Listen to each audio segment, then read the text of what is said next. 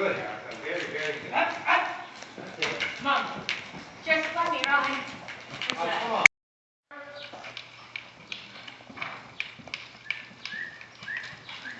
How's his mouth feel? Excellent. Yeah, because he said he needed those teeth on him. Bad, sharp teeth. Good. Good. I'll do it. Whoops, don't bump him. He's fine. Leave him alone. I'll send it to you, Robin. Okay.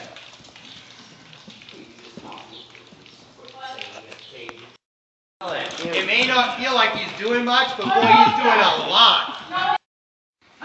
Look right between his ears and realize he doesn't need it to come higher.